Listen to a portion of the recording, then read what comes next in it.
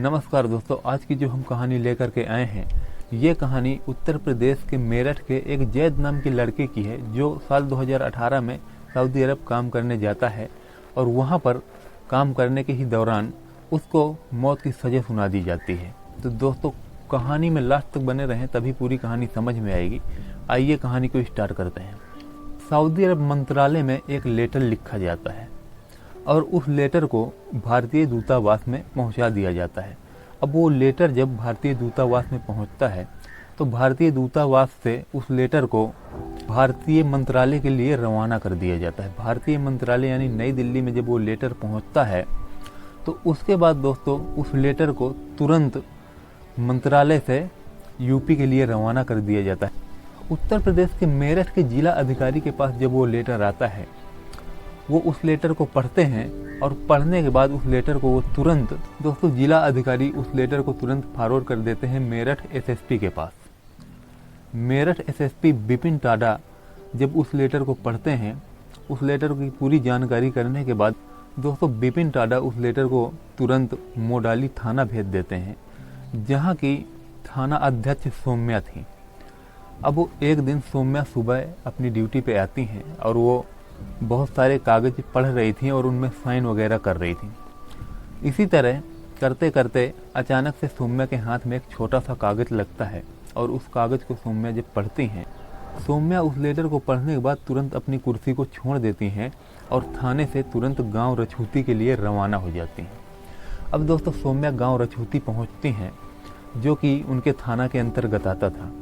वहां पहुंचने के बाद काफ़ी बड़ा गांव था, तो उस गांव में वो जुबैर नाम के व्यक्ति को पूछने लगती हैं। वहाँ जो मौजूद स्थानीय लोग थे उनसे जुबैर का पता लेती हैं। वो लोग बताते हैं कि जुबैर का घर उस मोहल्ले में वहाँ पर है। अब सौम्या उस घर में पहुँचती हैं और दरवाज़ा खटखटाती हैं। बोलते हैं कि जुबैर हैं, तो जुबैर जी बाहर निकलते हैं, दरवाज़ा खोलते हैं और बोलते हैं वो कि हाँ जी मैं ही हूँ जुबैर, बताइए क्या काम है। उसके बाद वो बोलते हैं कि आपका बेटा जिसका नाम जैद है वो सऊदी अरब में काम करता है। तभी जुबैर बताते हैं कि हाँ मेरा बेटा जैद 2018 से सऊदी अरब में काम कर रहा है। तभी सौम्या जी जुबैर को बताती हैं कि तुम्हारा जो बेटा है जैद, उसको सऊदी अरब में मौत की सज़ा सुना दी गई है और ये लेटर वहाँ से आया है, इस लेटर को पढ़िए और आप इसमें दया याचिका दाखिल कर सकते हैं। सऊदी अरब से आपके लिए ये फरमान आया है कि अगर आप चाहें तो आप अपने बेटे के लिए दया याचिका दे सकते हैं और हो सकता है कि इससे आपके बेटा की जान बच जाए या उसकी सज़ा माफ़ भी हो सकती है। अब जुबैर ने इतना सुना था, उसके पैरों तले ज़मीन खिसक जाती है और जो पूरी उधर जैद की फैमिली होती है, पूरी फैमिली में सन्नाटा पसर जाता है और बेहद सदमे में आ जाते हैं। वो लोग सोचते हैं कि हमारे बेटे ने ऐसा क्या कर दिया जो उसको मौत की सज़ा सुना दी गई।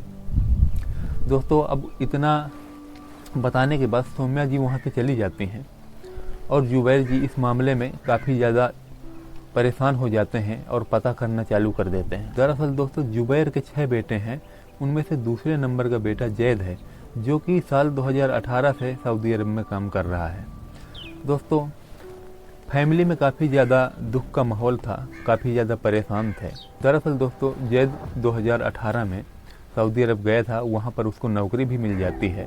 जैद पेशे से एक ड्राइवर था और ड्राइवर की ही नौकरी वहाँ पे कर रहा था, लेकिन जैद को जो काम मिला था वहाँ उसको पैसे बहुत कम मिल रहे थे। जैद इतनी सैलरी से खुश नहीं था और उसको ऐसा लग रहा था कि मैं यार गलत जगह फंस गया, इससे अच्छा तो मैं इंडिया में भी पैसे कमा सकता था, अपने ही देश में इतनी सैलरी में मैं काम कर सकता था। दोस्तों जैद उसके बाद ये निर्णय लेता है कि यहाँ से नौकरी छोड़ना है और कहीं और उसको काम पकड़ना है जहाँ थोड़े अच्छे पैसे मिल सकें। अब जैद क्या करता है, वहाँ से चला जाता है नौकरी छोड़ करके और दूसरी जगह देखता है। दूसरी जगह उसको नौकरी भी मिल जाती है एक बड़े सेठ के यहाँ। बड़े सेठ के यहाँ वो ड्राइवरी का काम करने लगता है और सेठ जी की गाड़ी चलाने लगता है। अब इस बार उसको वहाँ पर अच्छे पैसे भी मिल रहे थे। अब जैद सैलरी से भी खुश था, उसको ठीक ठाक 25-30 हज़ार रुपये भी मिल जाते थे। जैद मस्त वहाँ पर काम करने लगता है। काफ़ी टाइम गुजरते गुजरते एक दिन कुछ ऐसा हादसा हो जाता है जैद के साथ जो कि काफ़ी ख़तरनाक था। जैद जो कार चला रहा था उस कार का एक्सीडेंट हो जाता है उस कार का एक्सीडेंट होने में कार को जो है बहुत ज़्यादा क्षति पहुंचती है और बहुत ज़्यादा कार खराब हो जाती है। जब इस एक्सीडेंट का पता सेठ जी को चलता है तो सेठ जी जैद को बुलाते हैं, बहुत ज़्यादा डांट लगाते हैं और बहुत ज़्यादा गुस्सा करते हैं। जैद इस गुस्से से काफ़ी सहमा हुआ था और सेठ जी का इतने में भी मन नहीं भरा था कि सेठ जी जैद के खिलाफ FIR दर्ज करवा देते हैं और बोलते हैं कि जैद जब तक इस कार का पूरा पैसा नहीं भर देगा तब तक जैद को कहीं नहीं जाने दिया जाएगा। दोस्तों, जैद बहुत परेशान हो जाता है, क्योंकि अगर अपनी इंडिया की बात होती तो यहाँ एक बार को जैद पैसा भर लेता कार की कीमत का, लेकिन सऊदी अरब है, वहाँ पर नॉर्मली अगर कार कोई होती है तो 25-30 लाख रुपए से नीचे की कार होती नहीं है। और उन सेठ जी की जो कार का एक्सीडेंट जैद से हुआ था वो कार तकरीबन 2.5 से 3 करोड़ रुपए की थी। जैद पूरी ज़िंदगी भी अगर काम करता तो इतना पैसा नहीं कमा सकता था कि उस कार की कीमत भर सकता।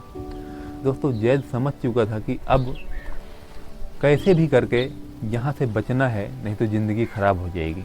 जैद एक दिन बच करके वहाँ से निकल जाता है और बच करके निकलने के बाद जैद अब बेरोजगार था, लेकिन जैद की मुलाकात एक पुलिस वाले से होती है। जैद उस पुलिस वाले को अपनी पूरी दुख की कहानी बताता है और बताता है कि कैसे कैसे उसके साथ हुआ है। दोस्तों, जैद की पूरी कहानी सुनने के बाद उस पुलिस वाले को काफ़ी दया आती है जैद के ऊपर और काफ़ी सहानुभूति भी देता है और जैद को बोलता है कि जैद, तुम परेशान मत रहो, मैं तुमको नौकरी दूंगा, मेरे यहाँ तुम ड्राइविंग करो और मेरे घर वालों को मार्केट वगैरह घुमा लाना और जहाँ भी उनको जाना हो तो पहुँचा दिया करना, उसके मैं तुमको अच्छे पैसे दूंगा और उस सेठ जी से ज़्यादा अच्छे पैसे तुमको मैं दूंगा। जैद बहुत ज़्यादा खुश हो गया था, जैद को जैसे कोई मसीहा मिल गया था। जैद की खुशी का ठिकाना नहीं था। जैद अब उन पुलिस वाले की गाड़ी को चलाने लगता है और उससे ठीक ठाक पैसे भी मिल रहे थे। जैद को तकरीबन 2-3 महीने बीत जाते हैं, मस्त हंसी खुशी उसका काम चल रहा था। जैद अब खुश था अपनी ज़िंदगी में। लेकिन दोस्तों, एक दिन कोई मुखबिरी कर देता है जो कि जैद की गाड़ी को पुलिस वाले रोक लेते हैं। अब पुलिस वाले जैसे ही जैद की गाड़ी को रोकते हैं तो जैद थोड़ा परेशान हो जाता है और कार को रोकता है। पुलिस वाले गाड़ी की तलाशी लेना चालू कर देते हैं। पुलिस वाले गाड़ी की जब एक एक करके तलाशी लेते हैं तो पुलिस वालों को एक बैग मिलता है और उस बैग में ड्रग्स मिलता है जो कि करीबन 400 ग्राम के आसपास होता है। और उसके बाद एक दूसरा बैग मिलता है, उसमें भी करीबन 300-350 ग्राम ड्रग्स पाया जाता है। जैद ये सब देख करके काफ़ी ज़्यादा डरा हुआ था, सदमे में था और पुलिस वाले उसको पकड़ के ले जाते हैं। इसमें शामिल एक पाकिस्तानी व्यक्ति का भी नाम आता है जो कि जैद बताता है। दोस्तों, इसकी पूरी कार्रवाई पुलिस करती है और जैद और वो पाकिस्तानी जो था ये दोनों कबूल कर लेते हैं आखिरकार पुलिस के सामने कि हाँ, ये लोग ड्रग्स सप्लाई का काम करते थे। सऊदी अरब का जो मेन कोर्ट होता है वहाँ इस मामले को पेश कर दिया जाता है। वहाँ मामला जाने के बाद जैद को और उस पाकिस्तानी व्यक्ति को भी कोर्ट में पेश किया जाता है। कोर्ट में पेशी के दौरान जज साहब इनके बयान लेते हैं तो ये लोग कोर्ट में भी अपना जुर्म कबूल कर लेते हैं। दोस्तों, कोर्ट में जुर्म कबूल करने का मतलब ये था कि अब बचने की कोई गुंजाइश नहीं बची थी। तो कोर्ट पूरी कहासुनी के बाद जिस नतीजे पर पहुंचा था, कोर्ट के जो मेन जज थे उन्होंने जैद को मौत की सज़ा सुना दी थी। अब जैद के पैरों तले ज़मीन खिसक गई, बेहद सदमे में आ गया, जैद डर गया। अब जैद के जो है मुंह से शब्द नहीं निकल रहे थे, वो इतना डरा हुआ था मौत की सज़ा सुनने के बाद। दोस्तों, तो उसके बाद जैद को और उस पाकिस्तानी को जेल में शिफ्ट कर दिया जाता है। जेल में दोनों को शिफ्ट करने के बाद अब सऊदी अरब जहाँ राजतंत्र चलता है तो वहाँ पे ये डिसाइड होता है कि एक लेटर लिखा जाए जो भारत के दूतावास भेज दिया जाए जैद के लिए। वो जैद के लिए एक लेटर तैयार करते हैं और भारत के दूतावास भेज देते हैं और भारत के दूतावास से वो लेटर होते हुए दिल्ली मंत्रालय आता है और दिल्ली मंत्रालय से होते हुए मेरठ पहुंच जाता है। ऐसे करके वो लेटर वहाँ पर जैद के घर वालों के पास पहुँच चुका था, जुबैर जी के पास। अब दोस्तों, जुबैर जी जो थे वो काफ़ी ज़्यादा सोशल मीडिया में और बड़ी बड़ी मीडिया प्लेटफार्मों में इस मामले को पेश करते हैं और दिखाया जाता है और गुहार लगाई जाती है, अपील की जाती है उनको उनके बेटे के लिए वो बोलते हैं कि हमारा बेटा निर्दोष है, उसकी कोई गलती नहीं है, हमारा बेटा निर्दोष है, ऐसे ऐसे करके बहुत सारे मीडिया पोस्ट किए जाते हैं। लेकिन दोस्तों बात दरअसल ये है कि जब जुबैर ने अपने मुंह से अपना जुर्म खुद कोर्ट में कबूल कर लिया है तो अब इसके बाद कोई गुंजाइश बचती नहीं है। हालांकि दोस्तों सऊदी अरब की सरकार ने एक मौका ज़रूर दिया है दया याचिका के लिए कि अगर जैद के पेरेंट्स, जैद के घर वाले दया याचिका डालना चाहें और कुछ सबूत देना चाहें तो दे सकते हैं अपनी तरफ से। तो दोस्तों अब बात यहाँ पर है कि क्या जैद के जो पिताजी जुबैर हैं वो अपने बच्चे को बचा पाएंगे या नहीं। आप कमेंट करके ज़रूर बताएं अपनी राय, और आपकी राय क्या है इस कहानी में, आपकी राय हम ज़रूर जानना चाहेंगे। दोस्तों क्या वो बचा पाएंगे अपने बच्चे को? क्या एक बार फिर से यूपी का लाल जो है अपने घर वापस आ पाएगा, अपने गांव रछूती आ पाएगा, जो कि बेचारा अपने गांव रछूती को छोड़ करके बाहर विदेश में कमाने गया था सऊदी अरब, और इस लालसा से गया था कि वो 4 पैसे घर में भेजेगा जिससे उसका घर अच्छे से चलेगा। लेकिन क्या करे, आज उसकी ज़िंदगी असमंजस में फंस चुकी है और उसके घर वाले भी बहुत परेशान हैं।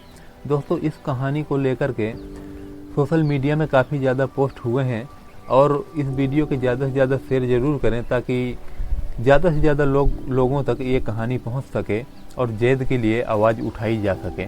अगर जैद निर्दोष है तो उसको किसी भी हालत में सज़ा नहीं होनी चाहिए, हमारी अपील यही है। ऐसे ही नेक्स्ट वीडियो में फिर से मिलते हैं, तब तक के लिए जय हिंद जय भारत।